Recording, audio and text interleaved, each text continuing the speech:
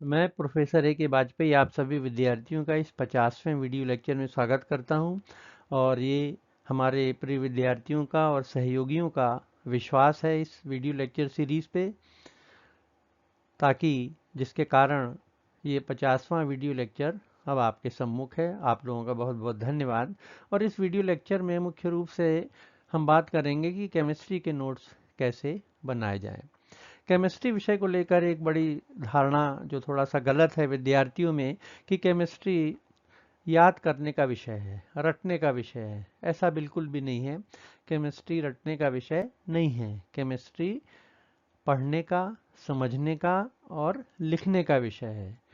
किसी भी टॉपिक को आप बहुत पढ़िए तो आप देखेंगे धीरे धीरे वो आपको समझ में आने लगेगा, और समझ में आने के बाद आप जितने बार लिखेंगे वो उतना आपको याद होता जाएगा। तो अलग से आपको याद करने की ज़रूरत नहीं है। आप बहुत पढ़िए, कई बार पढ़िए, जितने बार समझ में ना आए और पढ़ते जाइए। धीरे धीरे समझ में आएगा वो, और समझ में आने के बाद आपको उसको इसलिए लिखना है क्योंकि केमिस्ट्री में इक्वेशंस भी होते हैं और डेरिवेशंस होते हैं और रिएक्शंस भी होती हैं। इसलिए आप उसको लिख लिख के प्रैक्टिस करेंगे तो आपको आराम से याद भी हो जाएगा। और जब याद हो जाएगा, समझ में आ जाएगा, लिख के भी देख लिया, फिर आप नोट्स बना सकते हैं।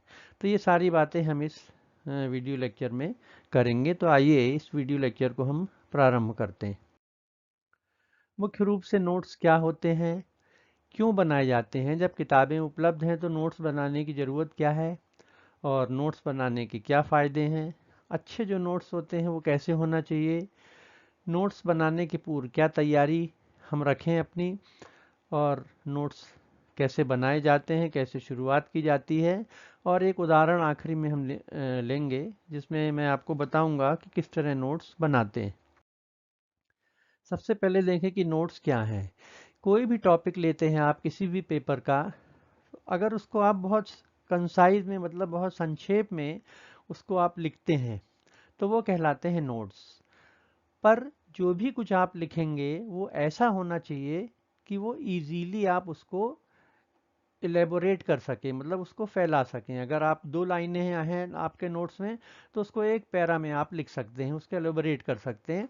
तो ये नोट्स में होना चाहिए। फिर नोट्स में इम्पॉर्टेंट टॉपिक्स जो होते हैं, जो इम्पॉर्टेंट पॉइंट्स होते हैं कहना चाहिए, जिनको आप आसानी से याद रख सकते हैं, वैसी इंफॉर्मेशन नोट्स में होना चाहिए। आप उनको आसानी से समझ सकते हैं। अगर नोट्स बनाए हैं आपने प्रॉपरली तो आप एक बार उसको देखेंगे तो आपको समझ में भी आने लगेगा, और पूरा की पूरा पेज ऊपर से नीचे तक देखने में इंस्टेंटली वो पूरी सारा टॉपिक आपको रिफ्रेश हो जाएगा। बार बार आपको किताब पढ़ने की या किताब देखने की ज़रूरत नहीं पड़ेगी। फिर जो अच्छी बुक्स हैं, कहना चाहिए जिनको रेफरेंस बुक हैं या अच्छी अच्छी टेक्स्ट बुक्स हैं, तो उनसे आप उनको पढ़ते हैं, और उनके जो टॉपिक्स में जो दिया हुआ है, टॉपिक से संबंधित जो भी पॉइंट्स हैं, तो उनको आप अपने जब लिपिबद्ध करते हैं, लिखते हैं, तो वो नोट्स का रूप ले लेते हैं। और नोट्स में जो टॉपिक है उस पे फोकस होना चाहिए। जो भी टॉपिक आप लेते हैं, सिलेक्ट करते हैं नोट्स बनाने के लिए, तो जो भी आप मैटर लिखते हैं वो उससे संबंधित होना चाहिए। ऐसा कोई आपको टेक्स्ट ना लिखें जो उस टॉपिक से बहुत हटकर हो। तो ये जो सारा टेक्स्ट है जिसमें पॉइंट्स आते हैं, इनको हम कहते हैं कि ये नोट्स हैं। अब नोट्स बनाने की क्या आवश्यकता है, जब किताबें उपलब्ध हैं जैसा अभी बोला मैंने, तो नोट्स हम क्यों बनाते हैं। सबसे बड़ी चीज़ तो ये है कि एक ही जगह पे आपको किसी टॉपिक के सारे इम्पॉर्टेंट पॉइंट्स आपको मिल जाते हैं। पहला फ़ायदा तो नोट्स बनाने का ये है, बार बार दूसरी किताबों को आपको देखने की आवश्यकता नहीं पड़ेगी। फिर नोट्स हैंडी होते हैं, मतलब बहुत सारे पेजेस में नहीं जो इन्फॉर्मेशन आप 10 पेज में लिखते हैं, हो सकता है वो 2 या 3 पेज में ही आप नोट्स बनाएंगे तो आ जाएगी। तो इसलिए आसानी से उनको आपको मतलब कहना चाहिए कि आसानी से आप एक जगह से दूसरे जगह ले जा सकते हैं, क्योंकि बहुत ज़्यादा पेजेस उसमें नहीं होंगे। बहुत ज़्यादा पेजेस हो जाते हैं तो क्या होता है, फिर उनको रखना, ये सब चीज़ें थोड़ा सा कुछ प्रॉब्लम होते हैं। उनको कहीं वो गिर ना जाए, कहीं फट ना जाए, कहीं मुड़ ना जाए। तो इसलिए नोट्स हैंडी होना चाहिए कि आप आसानी से उसको रख सकें। फिर नोट्स बनाने का एक सबसे बड़ा फ़ायदा ये भी है कि कुछ ऐसी चीज़ें होती हैं, पॉइंट्स होते हैं जो एग्ज़ामिनेशन में पूछे जाते हैं। तो जब आप प्रॉपरली नोट्स बनाएंगे तो जो इम्पोर्टेंट पॉइंट्स होते हैं जो एग्ज़ाम में आते हैं, या जो वैल्यूअर चाहता है, जो टीचर्स चाहता है कि आप वो चीज़ें लिखें, वो मिस नहीं हो पाती। क्योंकि बिना नोट्स बनाए अगर आप पढ़ते हैं तो कई बार जो इम्पोर्टेंट पॉइंट है वो छूट जाते हैं, और जो कम इम्पोर्टेंट है, जो रेलेवेंट नहीं है, वो आप लिखाते हैं, तो उसमें आपको नंबर भी नहीं मिलते हैं। इसलिए जो केवल इम्पोर्टेंट पॉइंट्स हैं, जो कंसर्न हैं क्वेश्चन से या टॉपिक से, उन्हीं को अपन नोट्स में इंक्लूड करते हैं। फिर एक बार नोट्स आपके बन जाते हैं तो बार बार, जैसे मैंने कहा, कि आपको बुक्स कंसल्ट करने की ज़रूरत नहीं पड़ेगी। उससे आपका समय भी बचता है, और एक क्या होता है कि एक कॉन्फिडेंस भी डेवलप हो जाता है कि ये टॉपिक हमारा रेडी है। फिर जो अच्छे नोट्स होते हैं उनमें देखिए क्या क्या गुण होना चाहिए। बहुत बड़े बड़े सेंटेंस उसमें नहीं होना चाहिए, शॉर्ट सेंटेंस होना चाहिए, और वो ऐसे सेंटेंस होना चाहिए जिनको आप बाद में एलेबोरेट कर सकें। और वो जो भी सेंटेंस हो वो केवल इम्पॉर्टेंट पॉइंट होना चाहिए, या इम्पॉर्टेंट इन्फॉर्मेशन होना चाहिए, या डेटा होना चाहिए, या फिगर्स होना चाहिए, या टेबल्स होना चाहिए। फिर एट ए ग्लांस आप उनको एक बार आप ऊपर से नीचे तक पेज को देखें, और सारे आपको जो आपने पढ़ा है या जो टॉपिक है उसको, उसके बारे में आपको जानकारी मिल जाए, उसको आसानी से आप समझ सकें। और नोट्स, जो अच्छे नोट्स होते हैं वो एक बुक से नहीं, बल्कि आप अलग अलग किताबें ले लीजिए। अच्छी रेफरेंस जो बुक्स होती हैं, जो ऑथेंटिक हैं, या टेक्स्ट बुक हैं, या मोनोग्राफ्स हैं, तो उनको पढ़ने के बाद फिर उनको आप, जो इम्पोर्टेंट टॉपिक है आपने जो सिलेक्ट किया है नोट्स बनाने के लिए, तो उसको आप लिखना शुरू कीजिए, वो आपके नोट्स में होना चाहिए। तो ये कुछ ऐसी क्वालिटीज़ हैं जो नोट्स में होना चाहिए। फिर नोट्स में फिगर भी आप डाल सकते हैं, फ्लो चार्ट या ब्लॉक डायग्राम हैं उनको भी लिख सकते हैं। प्रॉपर हेडिंग्स डालिए, प्रॉपर सब हेडिंग्स डालिए। अच्छे नोट्स में हेडिंग्स होना चाहिए, सब हेडिंग्स होना चाहिए। और बॉल पेन का यूज़ करिए, कलर। कई बार क्या होता है, कुछ चीज़ों को अपन हाईलाइट भी करते हैं, तो हाइलाइटर भी आप यूज़ कर सकते हैं, जैसा यहाँ लिखा है, कलर्स भी आप यूज़ करिए। और एक सॉफ्ट कॉपी, स्कैन्ड कॉपी भी नोट्स की हमेशा रखिए स्पेयर में। तो ये ऐसे कुछ चीज़ें हैं जो आपको बताई मैंने, जो नोट्स में होना चाहिए। नोट्स बनाने के पहले आप टॉपिक सिलेक्ट कर लीजिए जिस पे आपको नोट्स बनाना है। टॉपिक सिलेक्ट करने के बाद उससे संबंधित जो बुक्स हैं, देखिए क्या होता है, अगर 3 किताबें हैं तो तीनों में एक ही टॉपिक थोड़ा अलग अलग ढंग से दिया होता है। तो आप पढ़िए, तीनों को पढ़िए, और जो आपको लगता है कि हाँ ये इम्पोर्टेंट है, या थोड़ा जनरल नहीं है और थोड़ा हट के दिया हुआ है, तो कोई पॉइंट आप एक बुक से ले लीजिए। उसी से संबंधित दूसरा कुछ पॉइंट है जो उसमें नहीं दिया है, आप उससे नोट कर लीजिए। या मोनोग्राफ्स हैं, या और भी प्रिंटेड मटेरियल अगर आपको इंटरनेट से भी मिलता है, तो सारी चीज़ों को आप एक जगह इकट्ठा कर लीजिए, उनको पढ़िए, और उसके बाद जो टॉपिक सिलेक्ट किया है आपने उस पर आप नोट्स बनाना शुरू कीजिए। फिर नोट्स बनाने के पूर्व आपको फ्रिक्वेंटली, कई बार उस टॉपिक को पढ़ना बहुत ज़रूरी है। जब तक आप उसको पढ़ेंगे नहीं, वो आपको समझ में नहीं आएगा कि क्या चीज़ हमको लेनी है और क्या चीज़ नहीं लेनी है। इसलिए कई बार आप उसको पढ़िए, तो धीरे धीरे आपको समझ में आने लगेगा कि हाँ ये चीज़ें इम्पॉर्टेंट हैं, और उसको हमको नोट कर लेना चाहिए, और फिर ये नोट्स के रूप में अपने पास आप बना सकते हैं। प्रॉपर जो कलर्ड पेन है, ब्लैंक पेजेस हैं, या रजिस्टर है, या नोटबुक है, बुक मार्क्स हैं, ये सारी चीज़ें आप अपने पास रखिए, और आवश्यकता के अनुसार उनका आप यूज़ करिए। हार्ड बाउंड जो रजिस्टर होते हैं थोड़ा कड़े पृष्ठ वाले पुट्ठे के, तो उनको अगर आप लेंगे तो ज़्यादा अच्छा है। तो जो पेजेस हैं या जो नोट्स हैं वो मुड़ेंगे भी नहीं। अब देखते हैं अपन कि नोट्स अपन कैसे बनाते हैं। मान लीजिए हमने टॉपिक लिया है स्पेक्ट्रोस्कोपी और इसका वर्गीकरण, क्लासिफिकेशन। तो सबसे पहले आप लिखिए डेफिनीशन। इलेक्ट्रोमैग्नेटिक रेडिएशन और मैटर, इनके बीच का जो इंटरेक्शन है ये स्पेक्ट्रोस्कोपी कहलाता है, आपको मालूम है। देखिए रेडिएशन है, मैटर, और ये स्पेक्ट्रोस्कोपी। अब अगर आप इसी भर को देखेंगे तो आप आराम से समझ जाएंगे कि मैटर और रेडिएशन के बीच की जो इंटरेक्शन होता है, टक्कर होता है, वो स्पेक्ट्रोस्कोपी कहलाता है। अब इलेक्ट्रोमैग्नेटिक रेडिएशन है तो उसमें नेचुरली इलेक्ट्रिक और मैग्नेटिक दो फील्ड होती हैं या कंपोनेंट होते हैं, और वो फोटॉन से मिलकर बने होते हैं। अब ये जो एक लाइन लिखी है इसको आप एलोबरेट कर सकते हैं कि इलेक्ट्रोमैग्नेटिक रेडिएशन फोटॉन से बने होते हैं और उनमें इलेक्ट्रिक और मैग्नेटिक फील्ड या मैग्नेटिक कंपोनेंट होते हैं। तो इस तरह से, और हर इलेक्ट्रोमैग्नेटिक रेडिएशन में जो फोटॉन हैं उनकी एनर्जी होती है, और वो एनर्जी बराबर होता है एच न्यू या सी अपॉन लेमडा। यहाँ ये फ्रिक्वेंसी है, ये एनर्जी है, ये वेवलेंथ है। और इस रिलेशन से क्लियर है कि greater the frequency smaller the wavelength, मतलब जितनी ज़्यादा फ्रिक्वेंसी होगी वेवलेंथ उतनी छोटी होगी और एनर्जी उतनी ज़्यादा होगी। तो ये एक लाइन में देखिए सारी चीज़ें आ गई। अब इसको आसानी से आप एलेबोरेट करके भी एग्जामिनेशन में लिख सकते हैं। फिर इलेक्ट्रोमैग्नेटिक रेडिएशंस को हम क्या करेंगे कि ऊर्जा के बढ़ते हुए क्रम में लिखेंगे। ऊर्जा का बढ़ता हुआ क्रम मतलब फ्रीक्वेंसी भी बढ़ती जाएगी या वेवलेंथ छोटी होती जाएगी। तो अब आप इसको लिख लीजिए, radio waves, microwaves, IR, UV, X-rays, gamma rays. अब इस तरह से आप देखिए 3, 4, 5, 6 रेडिएशंस के नाम हैं, इनको आप लिख लीजिए।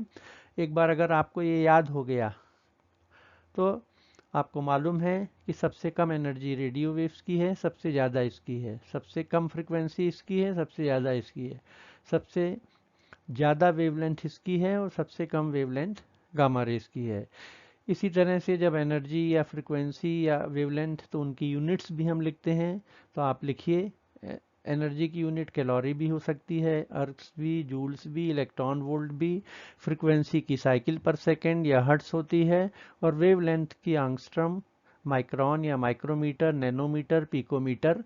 तो इलेक्ट्रोमैग्नेटिक रेडिएशन के बारे में पूरी जानकारी, उनके ऊर्जा का क्रम क्या होता है, और स्पेक्ट्रोस्कोपी की डेफिनेशन, ये सारी चीज़ें देखिए आपने ये 4-5 लाइन में लिख दी।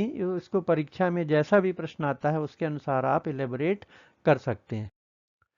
फिर क्लासिफिकेशन, सबसे बेस्ट देखिए क्लासिफिकेशन का ये डायग्राम। स्पेक्ट्रोस्कोपी को मुख्य रूप से क्लासिफाई 3 तरह से किया है अपन ने। नेचर ऑफ मैटर, जो पदार्थ होता है, मैटर होता है, अगर एटम होगा तो एटॉमिक स्पेक्ट्रोस्कोपी, मॉलिक्यूल होगा तो मॉलिक्यूलर स्पेक्ट्रोस्कोपी।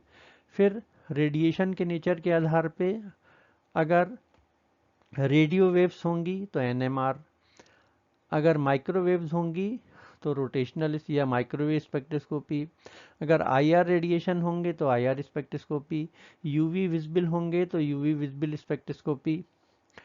तीसरा क्लासिफिकेशन है एक्शन ऑफ मॉलिक्यूल, मतलब जब फोटॉन से एनर्जी लेता है मैटर, उसके मॉलिक्यूल, तो वो क्या एक्शन दर्शाते हैं उसके आधार पे क्लासिफिकेशन। ये देखिए, रोटेशन होगा तो रोटेशनल स्पेक्ट्रोस्कोपी, वाइब्रेशन होगा तो वाइब्रेशनल स्पेक्ट्रोस्कोपी या आईआर स्पेक्ट्रोस्कोपी। अगर इलेक्ट्रॉन का ट्रांजिशन होगा एक एनर्जी लेवल से दूसरे एनर्जी लेवल में तो क्या कहलाएगा, इलेक्ट्रॉनिक स्पेक्ट्रोस्कोपी। तो ये चार्ट से देख के आप पूरा चार्ट को आप एक्सप्लेन कर सकते हैं और पूरा क्लासिफिकेशन आप आराम से बता सकते हैं, उसको लिख सकते हैं। फिर जैसे रोटेशनल स्पेक्ट्रोस्कोपी, तो रोटेशनल स्पेक्ट्रोस्कोपी या माइक्रो, उसमें क्या होता है, माइक्रोवेव रेडिएशंस आते हैं, आपने बना दिए देखिए, ये रेडिएशंस है, ये माइक्रोवेव है, ये डायटोमिक मॉलिक्यूल है, इनके बीच की डिस्टेंस r है, इसका मास है m1, इस एटम का m2, और माइक्रोवेव रेडिएशन की जो एनर्जी है 10⁻² जूल्स पर मोल इस ऑर्डर की होती है। तो ये अगर आपने देख लिया तो आप इसको आसानी से इसको आप एलोबरेट करके लिख सकते हैं।